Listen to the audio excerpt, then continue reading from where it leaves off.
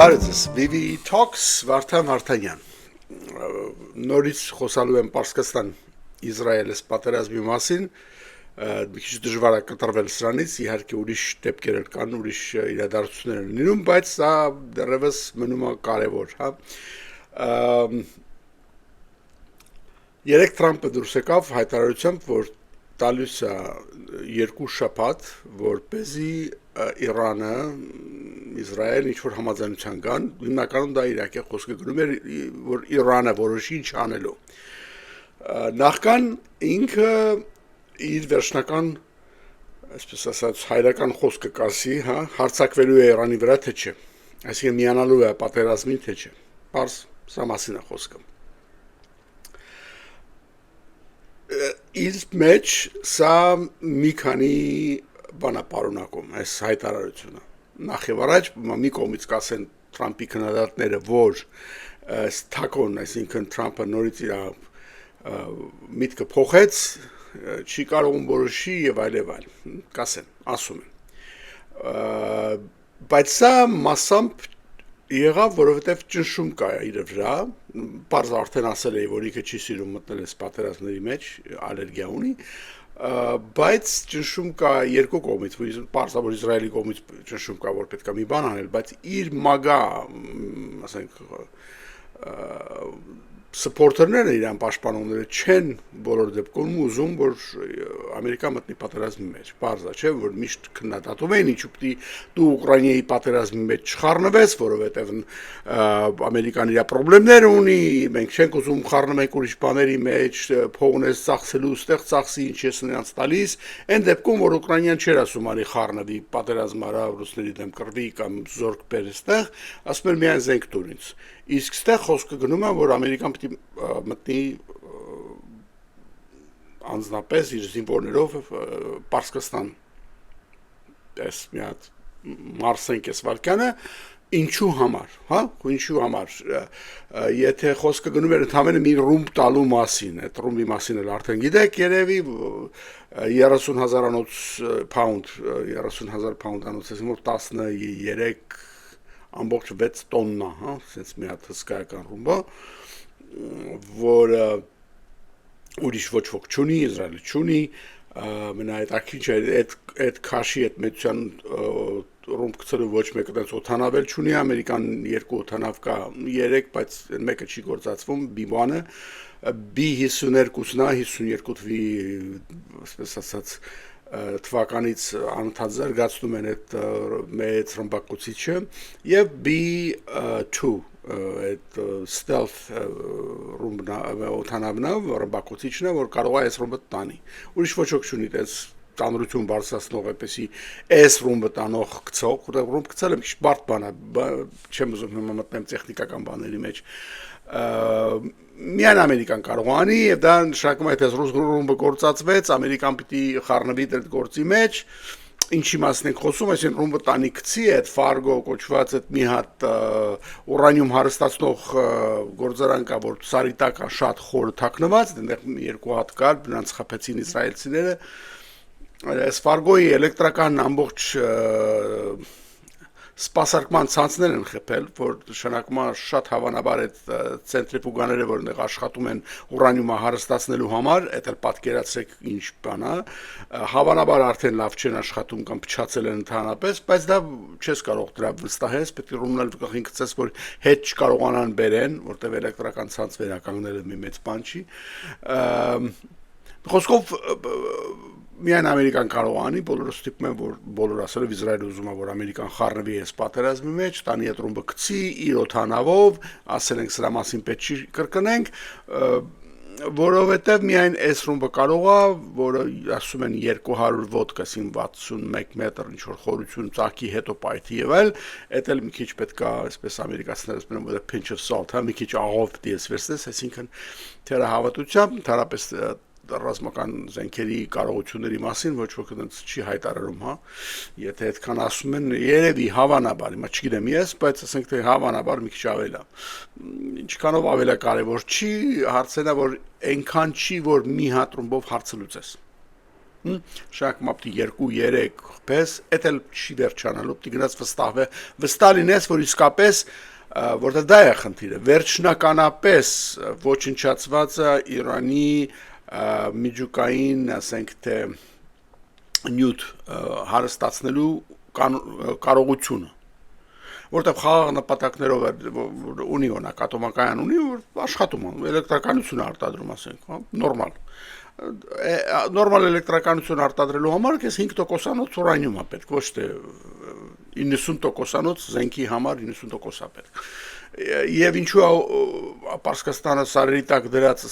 հարստացնում 60%-ի միջև, որ մագատեն հաստատել է, որ անում է արդեն, պարզա որ էլեկտրականության համար չի, բժշկական նպատակներով չի, ֆիզիկայի ինչ-որ բաներ դնելու գիտական ինչ-որ փորձարկ դրա համար չի։ Այդքան հասկանում են բոլորը, դժվար է դրան բացատրություն տալ, չեն էլ փորձում բացատրել, ասում են դե ռումբի չափ չկա, բան, օքեյ, բա ինչի համար է անում այդ բոլորը, եւ ինչի է ծայր տակ, եւ ինչի է գախմի պահում։ Ինձ համար զարմանալի բաներից մեկն է, որ այս նույն բանը արեց Սադամ Հուսեյնը։ Իր համար դժվար էր, չուներ ինքը միջուկային զենք արտադրելու այդ հնարավորությունը, բայց իր համար դժվար էր ընդուներ բացեիբաց ասեր, թույլ տար որ կան ստուգեն տեսնեն, հա, չեր անում այդ բանը։ Մեռնելու գնաց, միջև վերջ չեր գախնի էր պահում, չեր թույլ տալի կան ստուգեն, որ չունես ինչից ես վախենում։ Բայց ոնց կարող է ինքը այդ նվաստացումը ապրի եւ այդ թույլ տա որ կան ստուգեն եւ ասեն հա դու չունես կամ քեզ տիպեն որ դու չարտադրես ու մեկը մեկից ավելի բարձացա միջև իրեն հասավ որ երկիր քանդվեց բայց ամբողջ դերից սկսվեց չէ որ միջուկային զենք ես սարքելու թե չէ հիմա Պարսկաստանը կանգնած է այդ նույն հարցի առաջ դու միջուկային զենք ես սարքելու որ ինչ անես Պարսկաստանը պարզ հայտարարում է որպեսզի ես չի ասում որպեսզի ես խփեմ Իսրայելին ասում է չեմ սարքում, ինքը ասում է չեմ սարքում, սուտ ինչպես Իրաքներ ասում, չեմ սարքում, բայց ասում է իմ պետական նպատակն է Իսրայելը ոչնչացնել, այսինքն 2 գումարելու համար պետք է մեծ մաթեմատիկոս չլնես այդտեղ, ոչ մի պարսկական պաշտոնյա դուրս չեկավ չասեց երբեք, որ մենք այդպիսի նպատակ չունենք, հակառակ ամեն օր ասում եմ, որ Իսրայելը պետք է ոչնչացնենք իրենք, հեն էլ ոչ թե Աստված կոչնչացնի կամ չգիտեմ ուրիշը թող գնա ոչնչացնի իրենք պիտի անեն այդ գործը ինչու համար ոնց որտեղից եկավ երբ սա դարավ քո խնդիրը այն դեպքում երբ որտեղ պաղեստինյան ժողովրդի իրավունքներն է ինքը պաշտպանում երբ որ ամբողջ արաբական աշխարհը չի պաշտպանում ամբողջ արաբական աշխարհը այսօր Իսրայելին ճանապարհ է տալիս իր բառերով ասենք իսրայելական օտարները թռնում են Սիրիայի Իրաքի վրայով որ հասնեն Պարսկաստան այնտեղ ոչ միայն չեն խանգարում այլ հակառակը Պարսկական հրթիռները որ թռնում են դեպի Իսրայել դրանք են ինչ հնարավորություն ունեն դրանով խփում են եթե կարող են Սաուդի Արաբիան ես ինչ իմանամ այնտեղ Միացյալ Արաբական Էմիրատները ես ինչ իմանամ բոլորը Հորդանանը սրանք բոլորը պաշտպանում են Էսրոպին Իսրայելին եւ շատ ուրախ կլեմ որ այդ պարսկական իրենց տեսակետից փորձանքը վերանա զարմանալի չի որ ինչու արաբները պաշտպանում են Էսրոպին Իսրայելին եւ ամեն կերպ աջակցում են որ ինքը խփի Պարսկաստանին իսկ Պարսկաստանը կանգնած է իբրև թե պաղեստինյան իրավունքները պաշտպանելու գործի վրա Երբ սկսվեց սա, պարզ է հեղափոխությունից հետո, պարսկական 79 թվական, ինչու սկսվեց սա, պարսկական հեղափոխականներ այսպես կոչված, չմոռանանք, որ հեղափոխականների մեջ միայն մոլլաներ չէին, նաև շատ սկզբում, շատ բաներ կային, թուդեականներ կային, կոմունիստներ կային, սոցիալիստներ կային եւ այլն, ցախակոմյաններ, ասենք, այս ընդհանուր մի հատ բանով։ Եվ սրանք իրանց ռազմական թևը, այսպես ասած, սովորել էր պաղեստինյան տերորիստական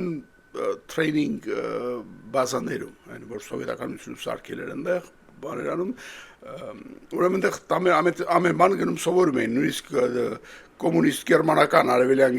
բաներն էին, այնտեղ կարմիր բրիգադներն էին եւ բաներն էին այնտեղ training անում, սովորում, ով ասես այնտեղ գնում էր, այդ հարմար տեղ էր իրենց համար։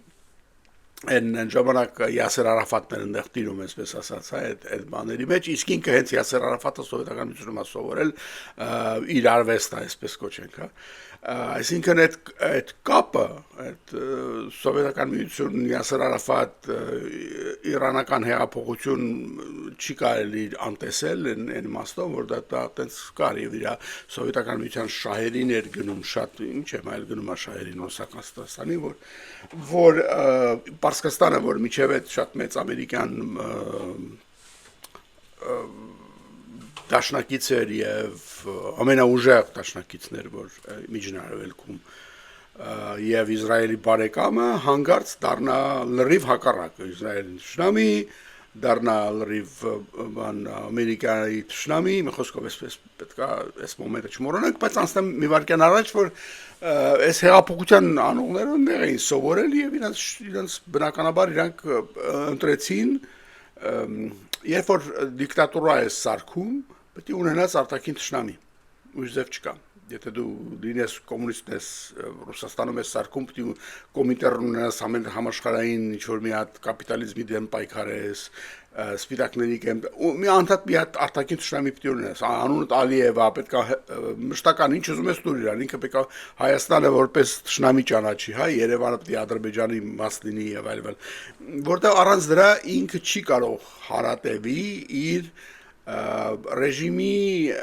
գործելակերպը, դու ինչու ես այդ ժողովրդի նախկատ պահում, ինչպես թալանում, ինչու ես ամեն ինչ այդքան գազ ու նավթ ունես ու դեռ այդ վիճակում է ժողովուրդը տապրում, նույն բան Ալիևում մոտալինում, նույն բան լինում է Պարսկաստանում, հա, այս մոլաները նորից պատկասում եք, չէ, անգրագիտության իրանց միակ կրթությունը ինչ է, սրանք ինչ-որ մեծ կրթություն չեն ստացել Եվրոպայում կամ որևէ տեղ, ինչ-որ կար փշայի ժամանակ, ասենք, թե սրանք եկել են եւ ուտում են նստած են, կրոնականները բիզնեսներ են անում, ոնց որ վախտին ասենք մոմի շաքարի վրա փող են սարքում, այս մարդիկ այս դեֆիցիտը, սովետական տերմինով ասած դեֆիցիտ են սարքել Պարսկաստանում եւ դրա վրա մեծ փող են աշխատում։ Իրանց մակարդակի վրա էլ մեծ բիզնեսմեն չես պետք չի լինես։ Դու սրանք չեն artificial intelligence չգիտեմ ինչ ներմուծելու Պարսկաստան եւ կամ ինչ որ բարձր տեխնոլոգիաներով երկիրը զարգացնելու իրանք էլ հարստանալու դրա մեջ։ Այդ ձևը չի լինելու, ընդհանրապես չինովնիկի հարստանալա որնա չգիտեմ, բայց դա է, պարզ է, հենց որ չինովնիկը հարուստա մի անգամից գնա քննի թե ոնց է եղել, առանց աչքը թարթելու, մի անգամից այդ գործը կարելի է բացել։ Բացի եթե ինքը արդեն միլիարդատեր եղել բիզնեսմեն, որպես եկել է ծառայի, որպեսզի մի հատ էլ, այսպես ասած, թոշակի գնալուց առաջ մի հատ էլ բան կախի իր պատի վրա, որ համել եղել է մեզ ինչ պաշտպանության նախարար կամ որ Ամերիկայում դա ընդունված ձևերից մեկն է կամ Եվրոպայում, հա։ Դու ամեն ինչ արել ես, հասել ես, կայացել ես, մնացել էր մի հատ էլ բան ունենաս, որ երկիրն ես ծառայել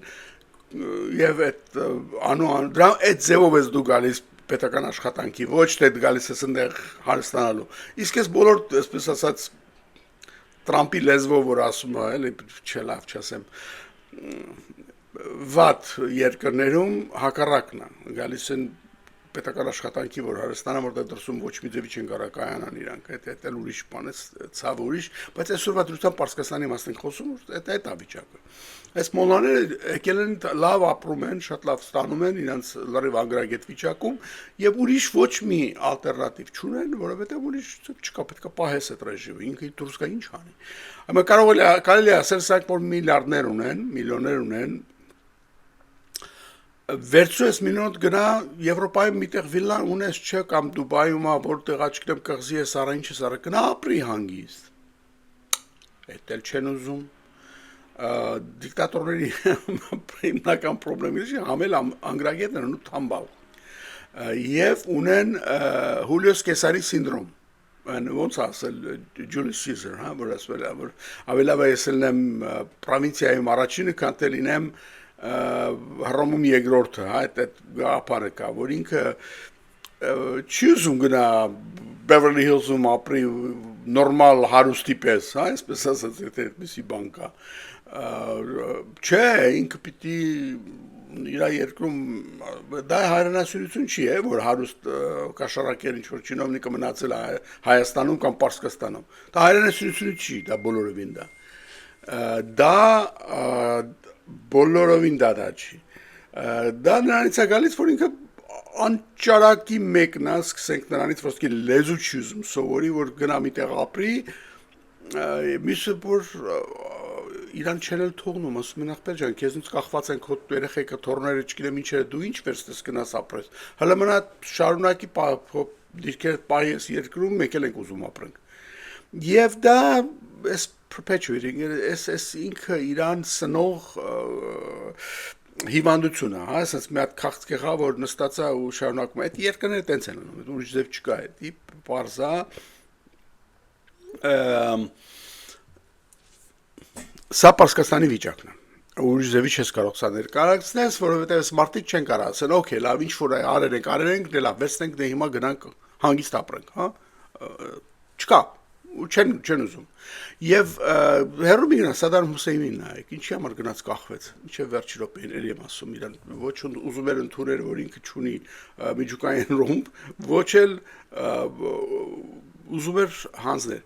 Եվ մի բան ասեմ, էլ մի համատություն կա, որ հեսա հեղափոխությունը լինելու է, ես ասել եմ, որ սա չեմ կարծում շատ արագ լինելու է, որովհետև պրոբլեմ կա ընդհանրապես դիկտատորներում, իրանք դիկտատորներ նստած, որովհետև իրանք ունեն այն ներքին ապահովություն կոչված, հա, այս ոստիկանականը չեմ ուզում անպատվեմ ոստիկաններին, ուղղակի ուզում եմ ասեմ, որ ռեժիմը պահող ինչ-որ ստրուկտուրաներ, որոնք առանց ոնց ասում, հապաղելու ջարդենք, սպանեն բոլոր տեսակի բողոքավորների, ցուցարարների, հեղափոխականների, այն ինչ որ շահաչարեց իրանց դեմ, իրանք կանեն բոլորի հանդեպ, օրը մի երկու անգամ մեկին կախում են ինչ որ հրապարակում, որովհետև համարում են դավաճանա ինչ է, կներեք այստեղ հրշեջ մեքենաներն են անցնում, հա, եւ այլն, այս բոլորը կանեն իրանք, եւ դրա համար ժողովուրդը չի կարող հենց բարձանա, եւ Այն որ ասեցի, որ սրանցից է կախված, ինչու չի լինում, Իսրայելն է տենց մտածում, դրա համար սկսեցին խփել ոստիկանական այդ Իրանի, այսպես կոչված այդ ռեժիմի այն ստրուկտուրանին, որը պահպանում է այդ ռեժիմը, հա, փողոցներում եւ ամենտեղ եւ ճնշում է որևէ քաղաքական, ասենք թե ընդդիմության նույնիսկ խաղաղ ընդդիմությանը, հա, միշտ կարելի է բան անել եւ դրանց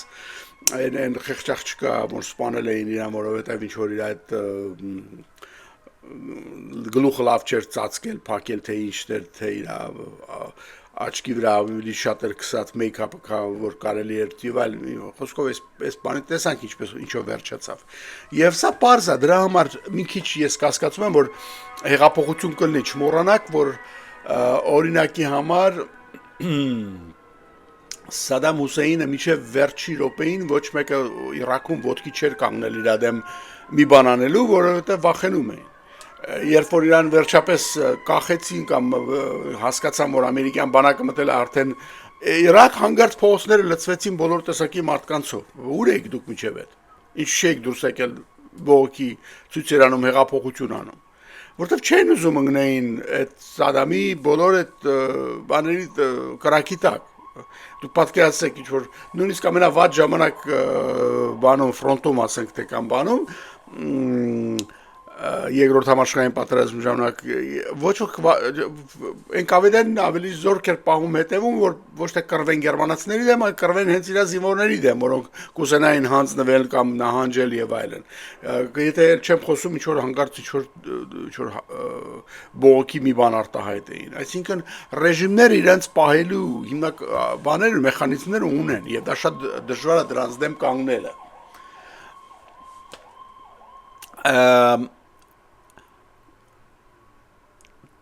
Այս մտքիդ մեջ պահելով այս ամբողջ պատկերը, որ նկարագրեցի ես եւ այդ ռումի հետևանքով առաջացած խնդիրները, որ այսինքն դրանից հետո պիտի գնաս